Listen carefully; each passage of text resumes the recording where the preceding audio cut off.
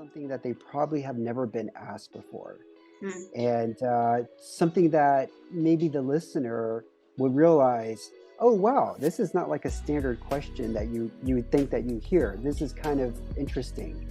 I'm curious myself. And so maybe that tells the listener to stick around for the rest of the interview based on how that first question goes. Okay, so this wasn't in the plan, but now that you've said that, I think we can be as free as a bird. So what was my first question like? Is it something you've asked before? The first question I asked was, if you were to travel the world through movies, books, and podcasts, have you been asked that before? I haven't. No. No, I haven't. This is... Yeah. So please, guys, I'm doing well. I'm doing pretty well.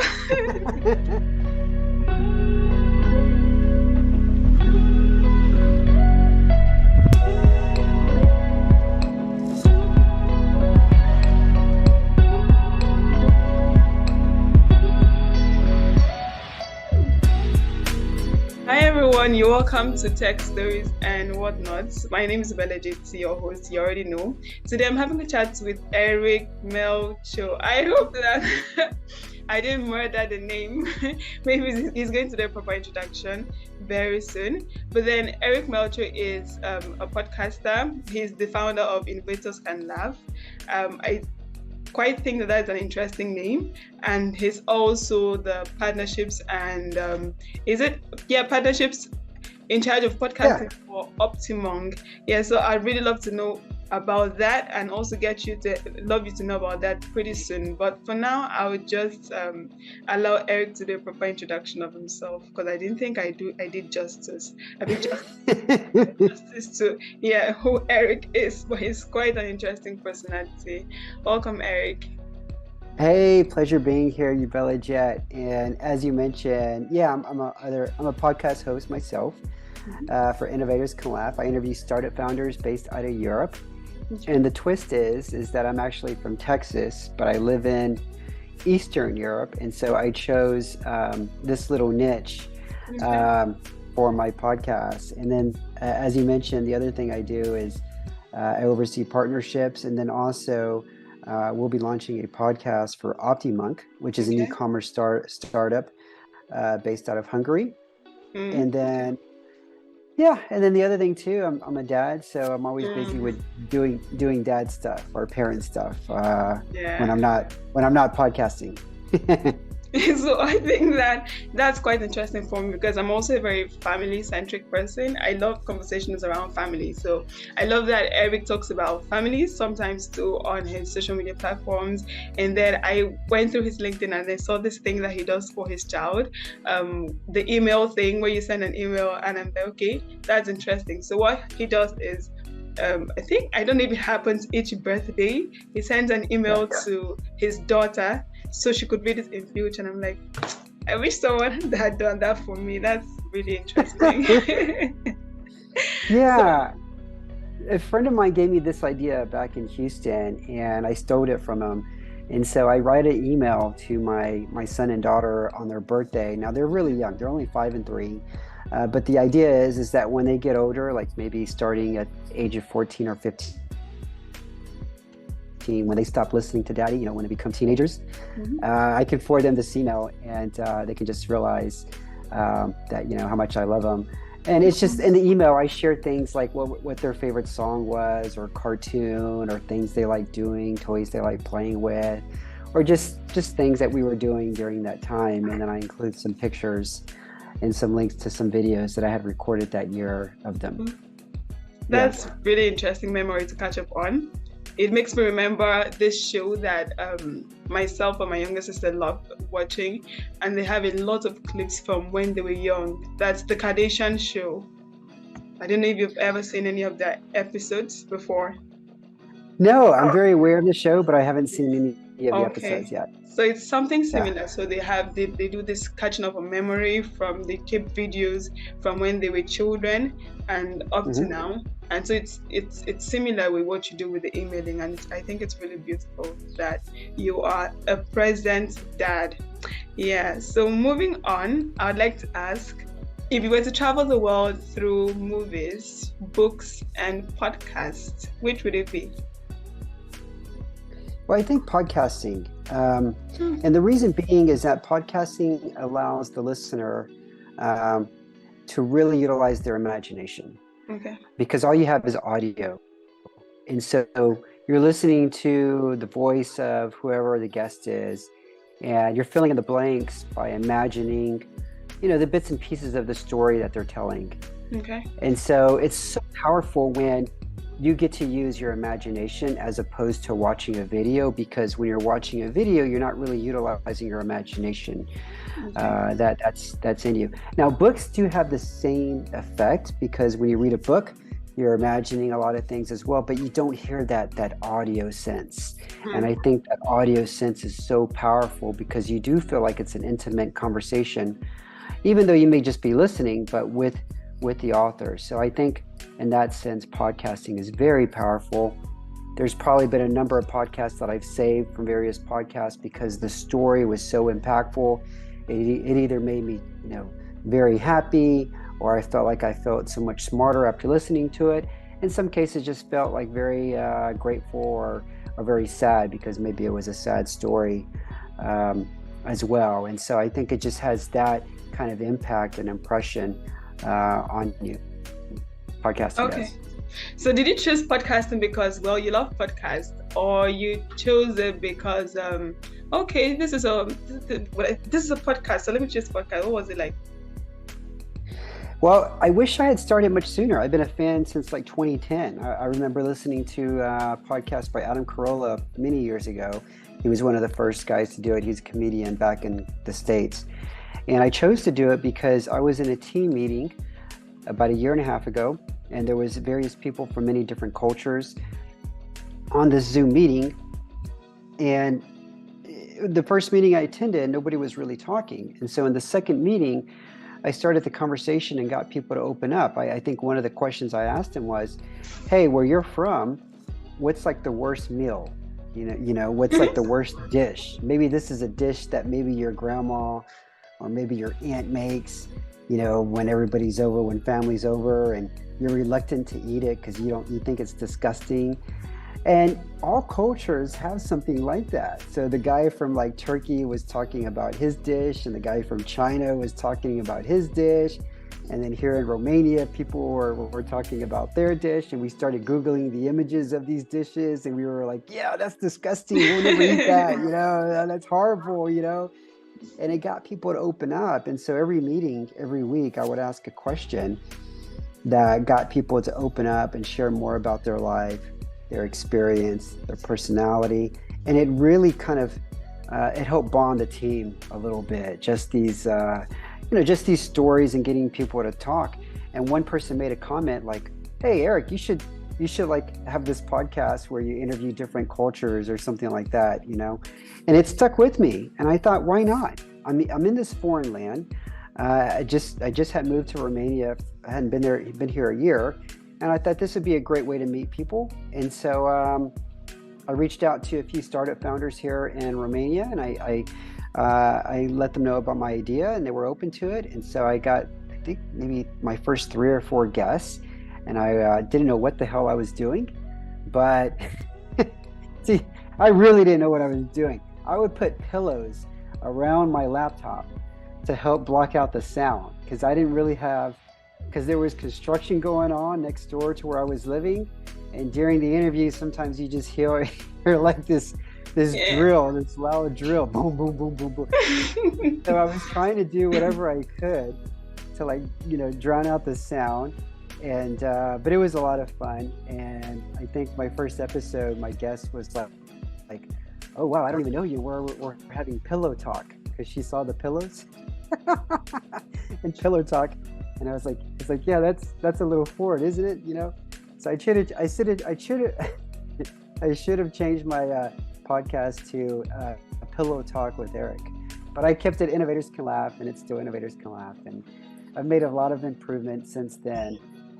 That was 74 episodes ago now. Wow, I can't believe I've done 70 episodes. Yeah, 74 episodes ago. Episodes ago.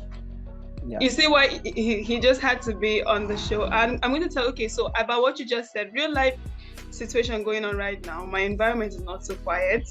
So when you see me put the mic on mute, that's because I'm having a lot of movements and all of that around. So it happens. It happens till maybe you just get a private space, or you are alone. You get in your maybe, and sometimes I remember the day I was podcasting and then I heard a car horn approaching the gate, and I was like, oh my goodness, all of these things happening. So that's me giving a live report on my environment right now and the busy fits moving around in the house. Yeah, so Yeah. 74 episodes. That's actually quite interesting to know you've kept going even after 74 episodes. And I'd love you to share your experience. Before then, I'd love to tell my viewers that when I thought about the idea of podcasting, the first person I reached out to was Eric, because I saw the beautiful work he was doing, and I was like, okay, how is he able to do this? What are the challenges he's faced? And Eric was really useful, like he was really helpful to me with the tips he shared, and so far, those tips have been helping. So I just hope that you'd get to learn something from this episode. Yeah, so I'd like to ask, what's the worst mistake you've made from when you started and now? Mm-hmm. Yeah, and what are the things you used to do then that you no longer do now when it comes to yeah. The worst mistake I did was probably, okay, this is coming from two viewpoints. One is the craft itself, which is podcasting, which is doing the interview, and then the other one is behind the scenes. So I'll share two worst mistakes. Behind the scenes, not trying to automate stuff from the very beginning. And so now I have like a Google form. A guest fills that out. It auto-populates to a Google sheet, and all the important information is on the Google sheet.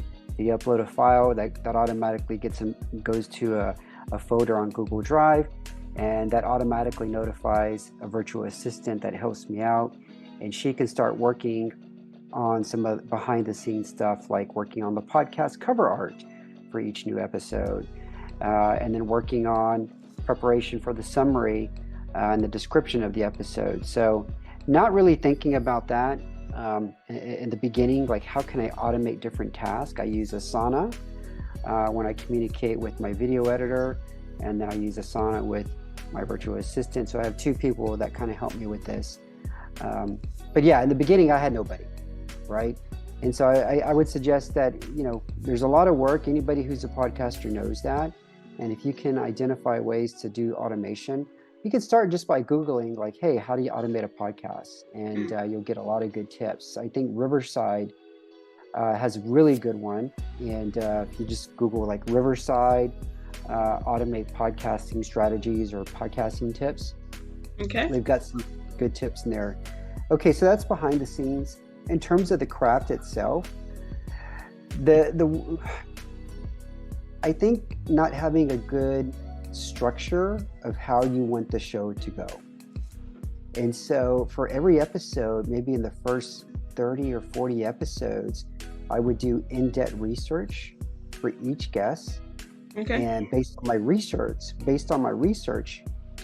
I would come up with the questions that I wanted to ask them.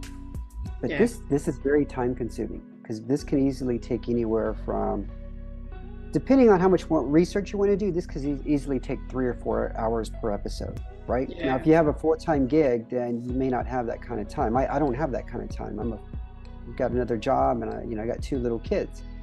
And so I would wake up early in the morning, like at 5 a.m. on some days, and do this research. Now, what I do is I have a layout. It's just a regular layout, a standard layout of questions, or sort of the format of how I want the podcast to go, or how it could go. Okay. And so this layout includes questions that I may start off with, like, hey, where did you grow up and how did that shape your view of the world? What was your early career path like? And when did you get your first aha moment to create your startup? So they're kind of like standard questions. I'm not gonna ask each one for every episode, but now at least I just have like a format of how the conversation should go. And Mm-hmm. I probably have 15 or 20 questions on there that I could ask. And so while I'm doing the interview, I have the window that shows me and the guest on the left side of my screen. And on the right side of my screen, I have that format. And it could be a Google Doc or it could be a Word doc. But as I'm doing the interview, I'm scrolling up and down looking for what could be the next question, depending on how the interview's going that I can Yeah. ask. And so now I still do a little bit of research on the guest, but I try not to do more than 30 minutes research for each guest. And I have that sort of structure layout to Mm. accompany with me. And that's saved a bunch of time, a lot of time. Okay. Okay, I think that's interesting because you kind of answered one of the questions, which is how, like, I know that podcasting takes a lot of research. People think that it's like an easy way out to creating content, but then podcasting is research as well. And I was going to ask, what's your research process like? But I think you've answered that by telling what you used to do before, which was like spend hours trying to research. And then now that you have more responsibilities, there's more tasks on your hand. You've had to like streamline the research process for you. But then you mentioned something like having 15 questions. I've actually been on a show with a guest before, and then I could tell that the guest was tired because of the questions upon questions. So how do you ensure that you have the attention of your guests? That's on one end, and the other end would be, how do you ensure that your listeners don't drop off the podcast? Because if it's boring, I know that you are so in on not doing podcasting the normal boring way, and I'm going to come later to ask how you came up with the name Innovators Can Laugh. But for now, how do you ensure that your guest is not fatigued? So that would be like the first. Yeah. So the first question I always try to make unique. And I always try to make it a question that they probably never got asked before on another interview, Okay. or another podcast. So for example, a couple of previous guests that I just had on, one of them I noticed through some images when I was researching her that she had a very interesting tattoo on her arm. And so when I read other interviews that she had, of course, they were mostly about her business. And so when I opened the conversation, I said, hey, I noticed that you've got this really interesting tattoo on your forearm. I can't make out what it means based on your pictures that I saw online, but I'm curious, what does it mean? And, if you could tell us more about it. And you could tell she had never been asked that question before. And so she, right away, she was smiling and she thought, oh, wow, this is cool. And she had a story about the tattoo. So that was like one example. And then in another example, this one woman, I had noticed that on LinkedIn, she had been posting about she was traveling a lot. She was at a conference in Vienna and another conference in Portugal. And she had lived in different places in the past few years. And so I opened the conversation like, hey, you've been traveling a lot. You were in Vienna, you were in Portugal, you lived here, you lived there. So, my question for you is, do you prefer a window aisle or a seat that's near the aisle of the airplane? It's such a like simple question, right? Yeah. But she had never been asked that. And she actually had a very logical answer. She goes, well, it actually depends. It depends on how long the flight is. If it's longer than 3 hours, then I'm going to do a window. But if it's shorter, I'll do the aisle. And she explained why. And it was a good discussion to like get into the podcast interview. Yeah. Instead of opening a question like, hey, what does your business do or whatever, try to ask something that they probably have never been asked before. And something that maybe the listener would realize, oh, wow, this is not like a standard question that you would think that you hear. This is kind of interesting. I'm curious myself. And so maybe that tells the listener to stick around for the rest of the interview based on how that first question goes. Okay, so this wasn't in the plan, but now that you've said that, I think we can be as free as a bird. So what was my first question like? Is it something you've asked before? The first question I asked was, if you were to travel the world through movies, books, and podcasts, have you been asked that before? I haven't. No, no, I Scott. haven't. This is Yeah, yeah. so How's it please, going? guys, I'm doing well. I'm doing pretty well. Okay, so you're big on partnerships, yeah, and you teach like you I researched and then you say you teach SMBs on partnerships, everything on partnerships, and that's what you're currently doing for Optimum. So I'd like to know um how podcasting has influenced your partnership with maybe companies. And then there's also something interesting I read on your LinkedIn bio that you started podcasting because you wanted to build relationships.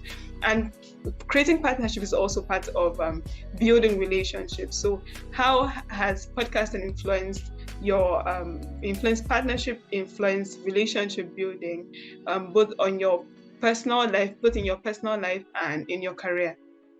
Yeah. Well, personal life, many of the friendships that I've made have come from guests that I've interviewed. Last Saturday, we were at a kid's birthday party, and their dad was a guest on my show. We become good friends. Okay. In fact, tomorrow, I'm meeting somebody, and her son is the same age as my son, and we're getting together. And there's probably about a handful of at least 5 guests that I've had on my show that live here in Bucharest that I've become good friends with, and we see like on the weekends on a social basis. And that's worked out really well because now when I travel to places, like I took my mom to Paris last summer, there was a startup founder I had interviewed from France, and he met us and showed us around, and we had a fantastic time. And so that's sort of the selfish thing about why I love doing this, is because I get to make friendships. Okay.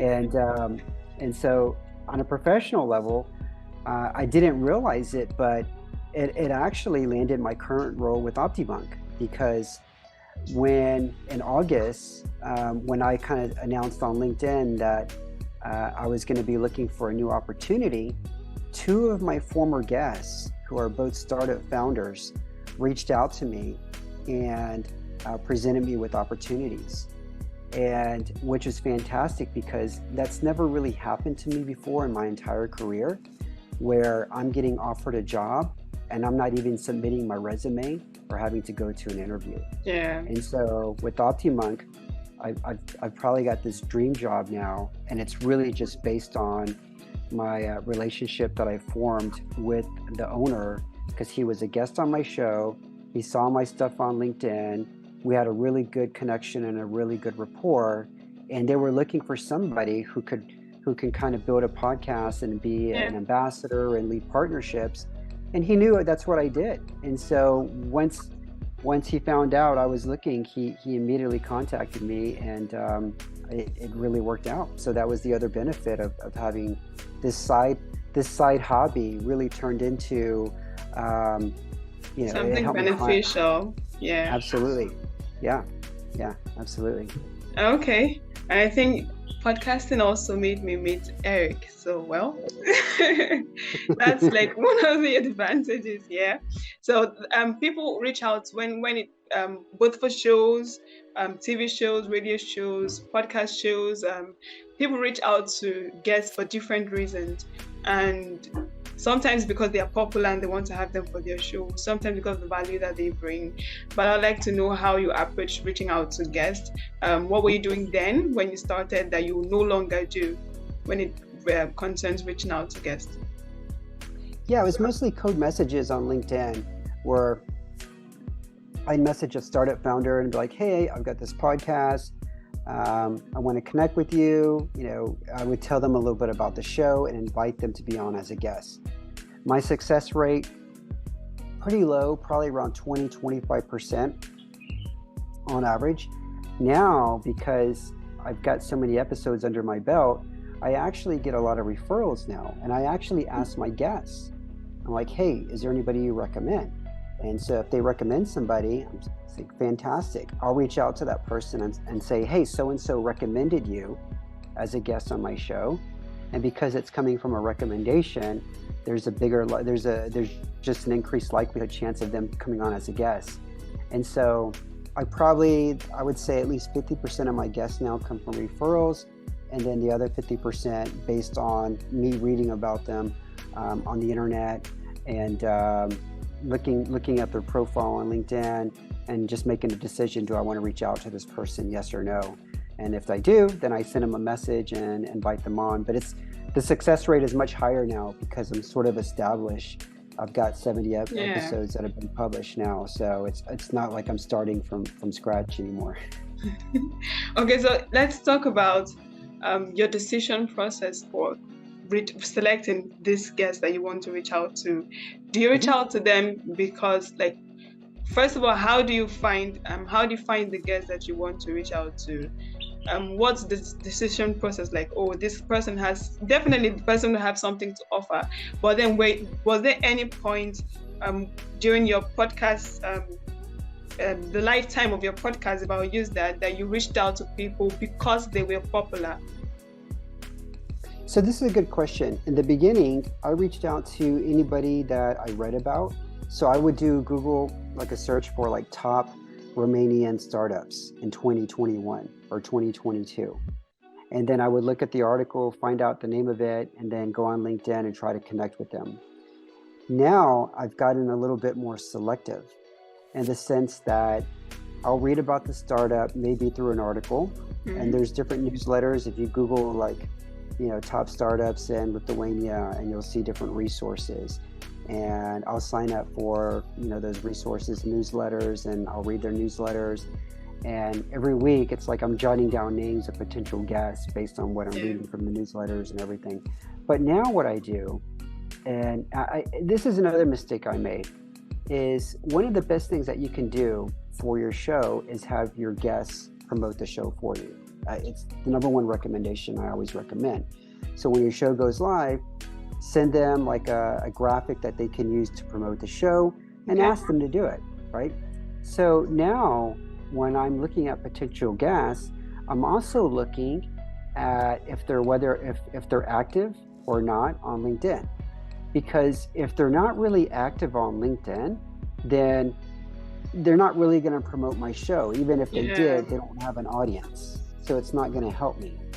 The best shows in terms of the most downloads are from people who've got a pretty good audience and they're engaged already on LinkedIn.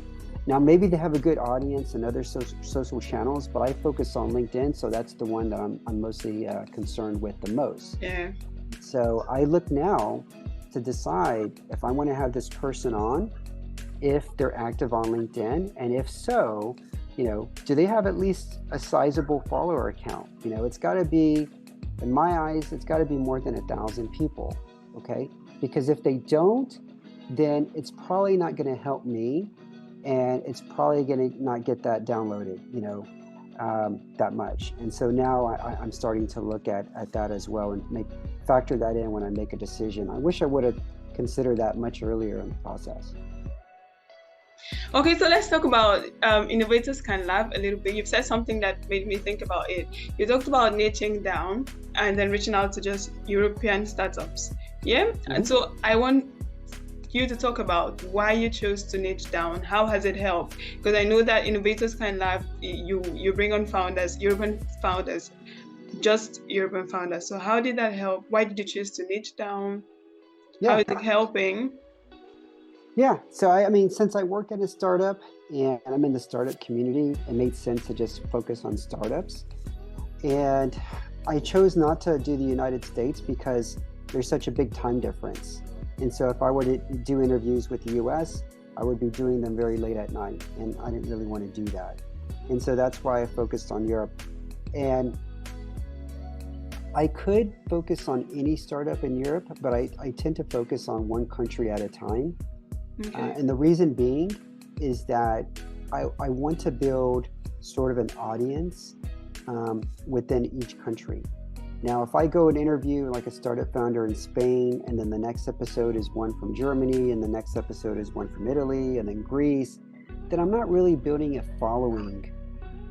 It's going to be very, very hard. Whereas if I interview 20 startup founders from Bulgaria, then all of a sudden during that time, I'm starting to get known in the Bulgarian startup community as somebody who, oh wow, he's, this is different there's not really there's really not many English speaking podcasts out there. I don't think there's any that are interviewing Bulgarian startups. And so when somebody sees one episode and they know this Bulgarian startup founder, and then they scroll and they're like, oh wow, I know this other Bulgarian startup founder, and they're like, oh wait, this is a Bulgarian,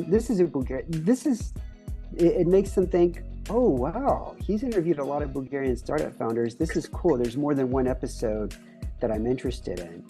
Now, I don't know if I'm right or wrong in going this very niche route, but I'm thinking long term here, and I'm thinking that my goal is to be well known as the startup podcast out of Europe, but it's a long term game, and I'm thinking it's going to take me 5 years for me to be known as a great podcast for European startups, and I think I can get there if I go with this approach. And it's a long-term mindset. But the idea is that, hey, if I can kind of conquer one country at a time, then I'll eventually get there. I think it makes sense when you say conquer one country at a time, because I think that sometimes people choose to speak with guests from different countries. For example, now let's use founders now from different countries because they want to get it because of their different expertise. Yeah. But then when it comes down to niching, like you've done for European startups, is trying to gain authority in that particular geographical area. Yeah. Yeah. So I think your own reason, people have reasons for doing things. Your reason does make sense. And then before we even go on to other questions here, why did you come up with the name Innovators Can Laugh? Because I'm actually expecting that it's going to be like a fun thing. I've actually listened to one of your episodes, and it was actually cool the way you started. You started by speaking a certain language. I don't know what language is that, but it was the topic was on AI, and the lady just started laughing. Was like, "Oh, you did well. So why did you come up with the name Innovators Can Laugh?" I was reading a story on another podcast, and this guy had a lot of success, and a lot of it was due to the name of his podcast. And the name of it was Entrepreneurs Can Dance.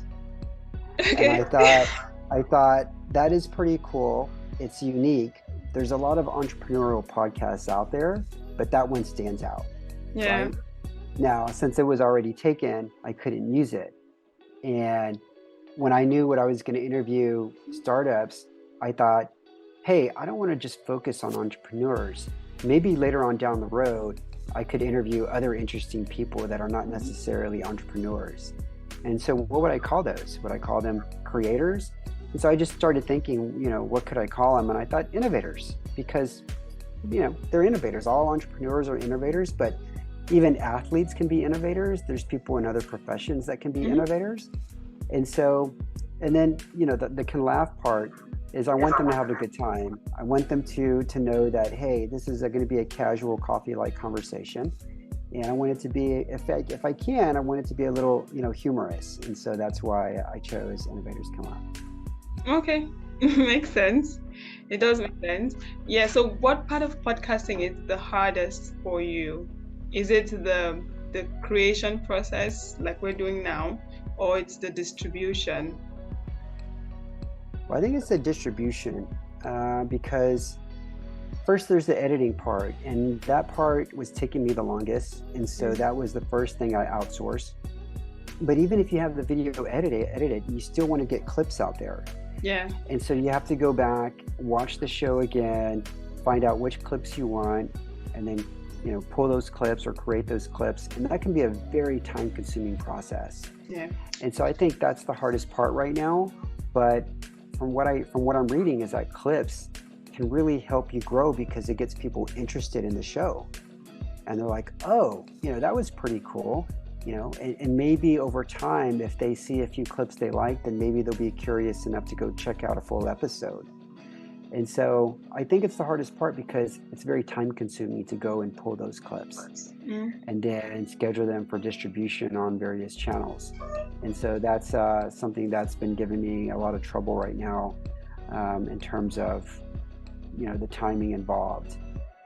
I think early in it was getting guests on the show. And then it was about having a good structure for the show. And then it was about trying to find ways to automate the show. And then now it's kind of like, how do I distribute it to get even more reach? And so that's kind of what I'm focused on right now. And how is that going? What are the distribution channels? What are the challenges you're currently facing doing that? Like, per channel has its own different challenges. So Yep. how is that going for you? Well, I primarily focus on LinkedIn. So I try to do at least 2 or 3 posts on LinkedIn for each episode. But then we'll create clips and we'll schedule those clips to go out on Instagram, TikTok, and YouTube Shorts. And there's a lot of views that you can get, especially with TikTok. And I don't even use TikTok, but we schedule my clips. Each one gets on average 200 to 400 views. And so what I'm finding out is that hashtags are really, really important. The mistake I think I made was that I was using a variety of hashtags like Startup Founders, Startup World, Startup Story, Startup Life, probably had like 10 of them.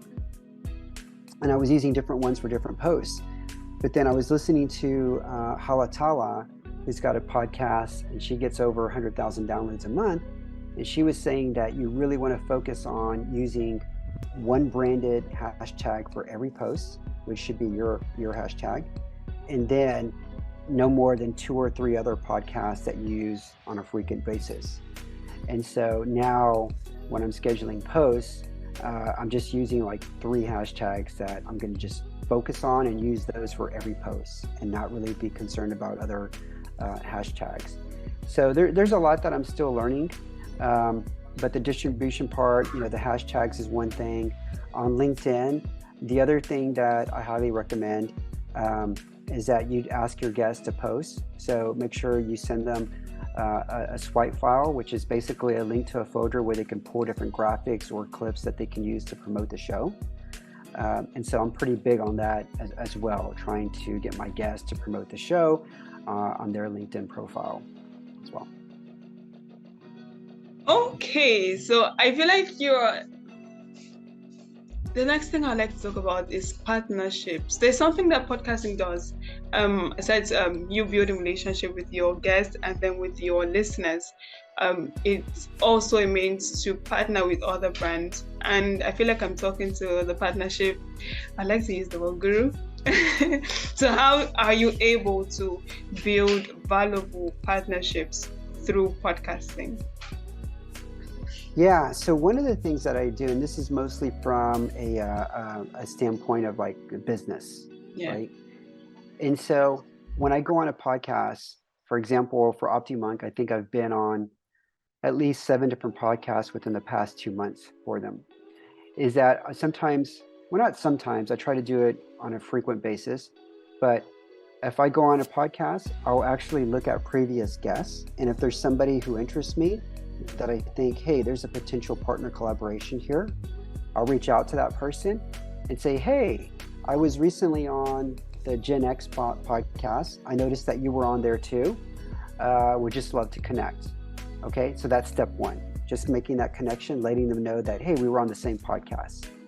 And then once the connection is made, then kind of just let them know that, hey, I'm interested in learning about what you do, or better, is actually go research what they do.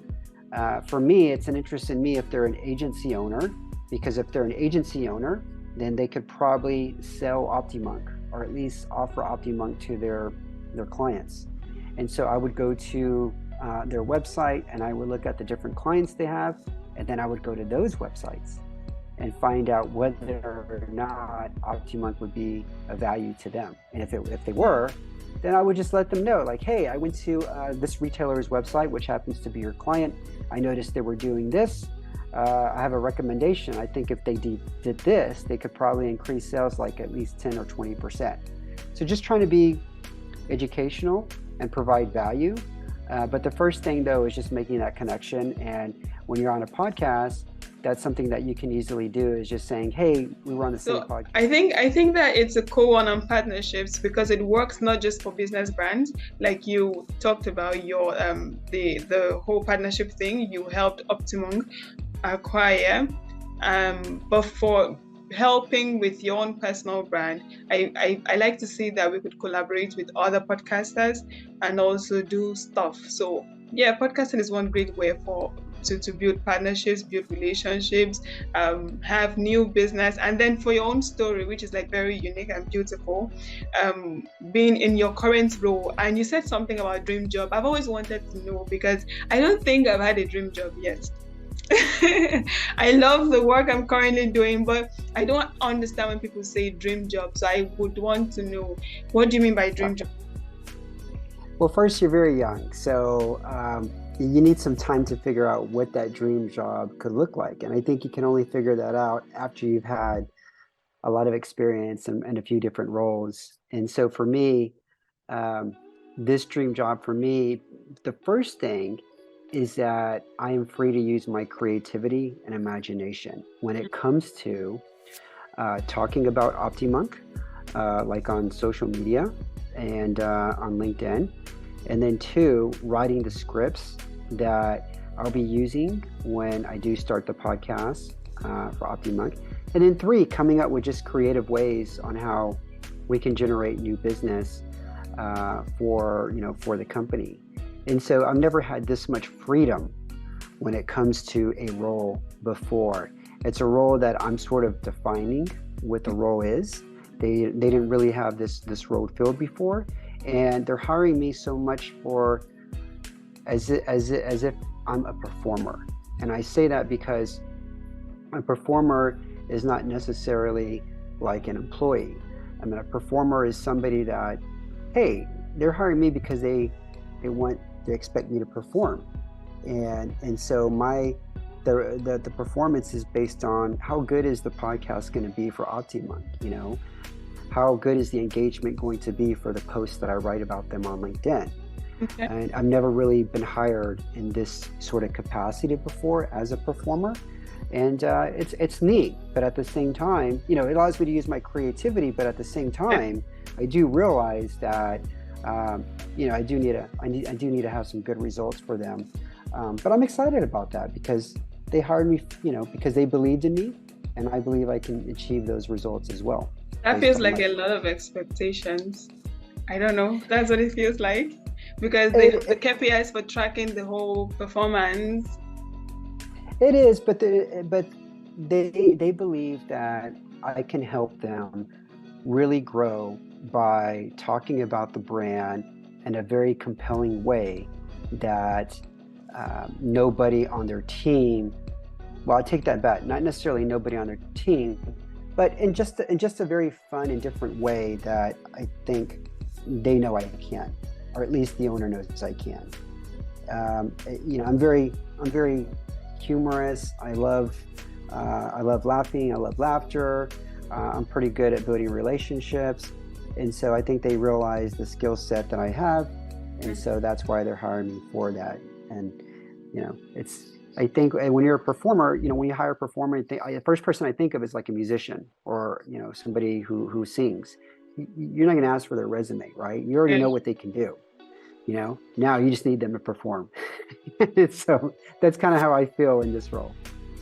So I think that this is the case of starting out something that you love. First, you started because you loved building relationships, and then somehow you found a way to niche to your own abilities. What I mean by that is, on your podcast, you talk about, I've heard you talk about personalization. How to help e-commerce websites do beautiful personalizations for their users. And then I've seen you present yourself as this fun and humorous person on LinkedIn. I've also seen you talk about how you send personalized messages to people on LinkedIn. So I think there's a lesson in it all, doing what you love, putting yourself out there. And I'll use the word maybe finally being in your dream role, because there's this argument going on. This is like by the side now about, do you do things for passion or do you do things because you have bills to pay? And I'm like, sometimes we get on doing stuff because we've got bills to pay, and at the end of the day, we lose out on things that we really love. We lose those skills because it's like, well, I'm an adult, I have bills to pay. But at the other end, there are people who really love what they're doing, and there are people who are paid to do what they're doing, like what they love to do.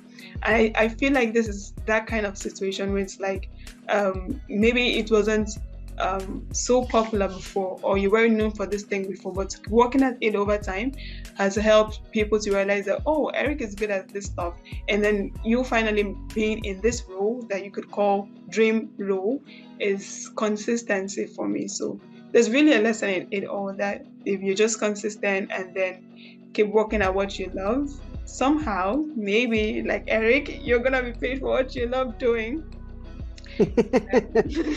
Possibly, yeah. I Possibly. hope that. Yeah, I'm just thinking about it. Like, you know what? Hey, if you love talking, then make something good out of talking, and then you've done that. And they're just different skills that you've got that you're putting out there. And right now, it's like you're being able to amass all of these things in your current role. There's the podcast into it. That well, let's move on. But that's a lesson for another day. So, Okay. so wrapping up, I'd like you to recommend a podcast that you think that viewers, listeners can check out. It could be, oh, Yeah. please, yes, I'm going to recommend Innovators Can Laugh as the first podcast you should listen to. But then it could be a marketing podcast. It could be something you love and you'd want to share with the world. Okay. There's a lot that I listen to. The one that I think has some of the best stories I've ever heard is called Hidden Brain. Can you say that again? It's called Hidden Brain. Oh, nice. Oh. HIDDEN Brain. And the reason why I recommend this is because the stories that I have saved from all of the podcasts, these are the ones that have touched me on a very human and a very emotional level. And it's about human behavior, but the host does a very good job at weaving it into a story that makes you feel like it really touches you in a sense. So if you like psychology, human behavior, and just really good storytelling, Hidden Brain is a pretty good one. The one that I recommend, the episode, I can't remember the exact title, but it had hedgehog in the title, and it was something like the difference between a hedgehog versus something else. And it's not about the animal, it's about people. And that was just a very good story. It's a story that I've never heard anything like it before. It was based on a real story. So that's the one I recommend, Hidden Brain. Okay, so that's just that. Well, there's other ones. I mean, My First Million, I listen to that one on a regular basis. That's about entrepreneurship. The hosts there are very, they just got good chemistry. It's funny, it's engaging, you learn a lot. I probably listen to that one on the most frequent basis, My First Million. Okay, cool. And then My First Million. Wow. Okay, now that makes me remember one of the shows we've done that I'm going to be publishing soon, How I Made My First $1,000. And well, let's see how that goes. Yeah, so if people are crazy about their first million, their first $1,000, how they made their first $100, I'm going to check that out as well. I'll check that out as well. Yeah, but then there's also something that she said I'd like to reiterate, that it's cool to make your first million, but then it's also cool to find strategies that will make you have that figure come in consistently. Because some people just make their first million, and then after that there's no strategy put in place to make sure that they keep getting consistently that amount of money come in. But then it's an exciting feeling to know that I've hit my first million. I'll check it out. I think it's cool. Yeah. And then finally would be recommending podcast tools for people like me and then people that want to start podcasting. Yeah, so I use Riverside for recording, and then I use Buzzsprout for distribution, Podpage for the website. Which is cool about Podpage is that every new episode that goes out on Buzzsprout automatically feeds into the Podpage website, so I don't have to worry about that too much. I use for my newsletter, which I announce my podcast, I use Substack, and it's a free version that I use. And then the other one that I'm going to start experimenting with, oh God, I can't remember the name of it. It's called StreamYard. That's it, StreamYard. And so I'll probably do my first StreamYard next week. And what that will allow me to do is upload it to LinkedIn so it looks like it's a live recording. Yeah. And the reason I'm interested in this is because I know that when people see a live recording on their feed, it tends to attract more viewers. They get more interested in it. And so it's really more about a marketing play here, why I'm going to try that. And I think for guests that have a very engaged LinkedIn audience, I think it could be great. Yeah. So I'm going to start experimenting with that next week, StreamYard. Thank you very much, Eric. It's exciting to talk to you again. It's always exciting, like talking to you. There's always lessons to learn. Yeah, something to take home. Yeah, I remember the first time I jumped on a call with you, and then there was just so much to take home, and I just believe that someone is going to also pick something from here. And then just to chip in before he goes, because I think I've referred to the first time I spoke to him, one of the things that I can't forget was when he said, when you're going to reach out to a guest, make sure that you have an intro session, which allows you to familiarize with the guest before you actually have the main session. And so I've actually tried that a couple of times, and then it's cool. Just another tip in case you're listening, and it's cool because it allows you to establish relationship with the guest prior to that time. Yeah, so for anyone listening, I could just go on and on with some other tips, but then I think that would work when we have Eric again on the show. So thank you very much, Eric. It's good to have you. My pleasure. I had a pleasure being here. Thank you so much. Okay. Talk later. Yeah, have a nice